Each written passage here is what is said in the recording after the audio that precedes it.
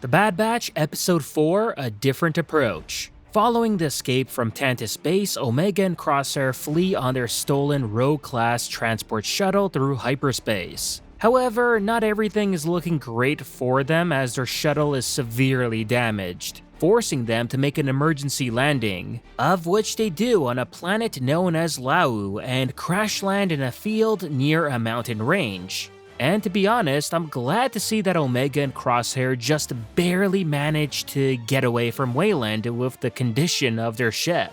As that was one of my criticisms of Episode 3, where it looked like had Hemlock not called off the chase, then Omega and Crosshair would have still gotten away scot-free.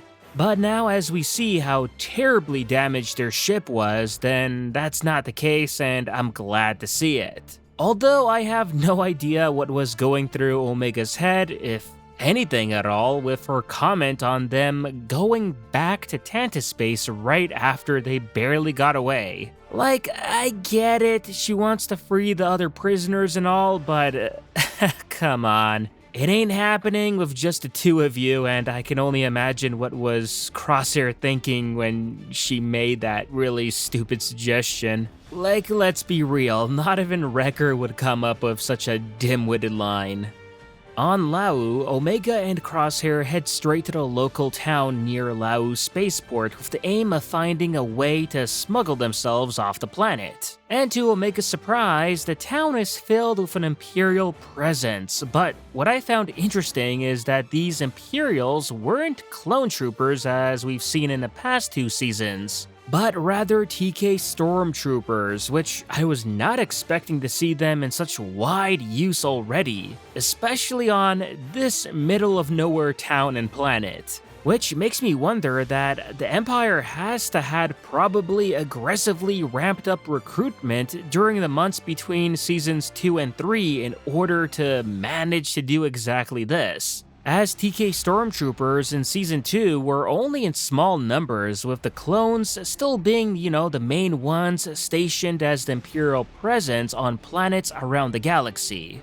That said, I gotta say I'm completely digging the unique looking goggle-wearing trenchcoat or poncho TKs on Lau. It seems kind of like an unnecessary thing for them to wear, yeah, but it gives off an anime-ish kind of feel that I like. And it somewhat reminds me of the Mimban Stormtroopers or the clone Mud Jumpers from the original Tartovsky Clone Wars series. So I'm all for this design, even if it is kinda dumb.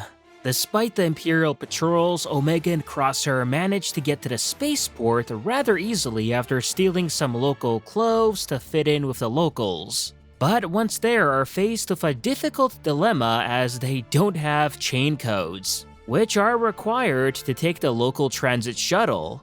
Omega does try a bold move in order to bribe her way to get tickets for herself, Crosshair, and Batcher without chain codes. But the price of 30,000 credits is rather steep, especially since they're, broke. As anyone who has just broken out of prison would be.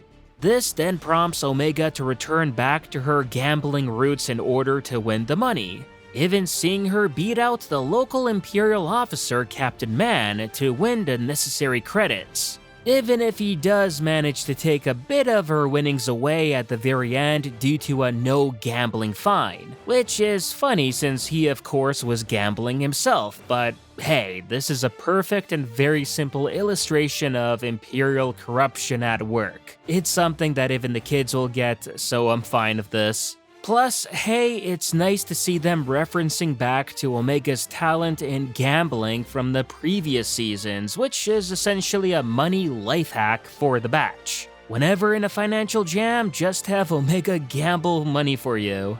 Now, what was odd is that the Imperials ended up secretly taking away Batcher afterwards, which didn't make sense in the slightest. And when Omega and Crosshair do decide to go free Batcher, it turns out that there's a spaceport filled with nothing but caged animals. Which makes you think if this was a traveling zoo or something like that, but no, it turns out that's not the case at all. as Captain Man tells Omega that there's a law against pets and they take away the animals unless you pay a fine for it. And damn, judging by all the animals seen here, it seems as if nobody on this planet opted to pay the fine. Again, it's weird and it doesn't make much sense unless man is doing all of this on purpose and then making a profit by selling these animals. Which I would hope so is the case, but the episode doesn't state this, which just makes this all that much more confusing and something simply forced just to get Batcher involved in the plot.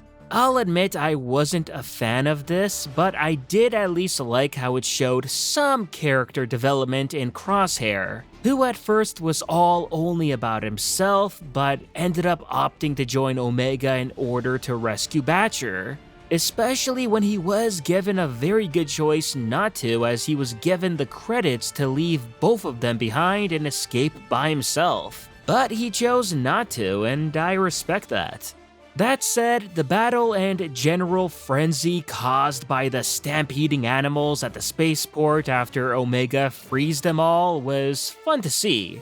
And man even getting eaten alive by a Raftar, to which I'm not even sure as to whether I was more surprised that we got to see such a dark moment in this kids show, or that someone on Laowu actually had a pet Raftar. Just think of that for a second, it's so weird.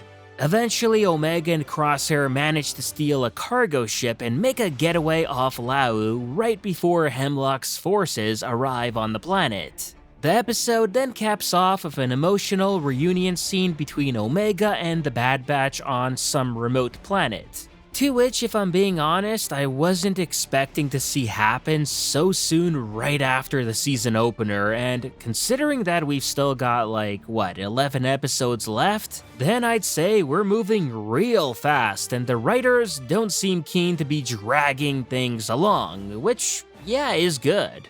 Overall, I thought this was a decent episode and exactly what you'd expect to see and continue the storyline of Omega and Crosshair just barely getting off of Wayland with a damaged ship and all. Yeah, it wasn't amazing or anything like that, and it did have some weird moments and things to it that I wasn't crazy for, but generally I thought it was fine and it did its job, and it did have some entertaining moments.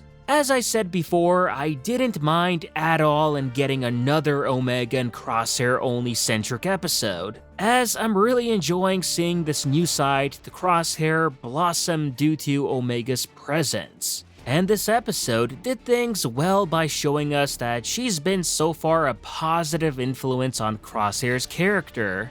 Granted, I'm sure that Hunter and Wrecker will need a bit more convincing about this in the next episode, judging by their faces and all, and that really could go either way. And that was my take on this episode of The Bad Batch. Let me know what you all thought about the episode in the comments below, and if you haven't already, remember to like this video, subscribe to the channel for more, and I'll see you on the next one.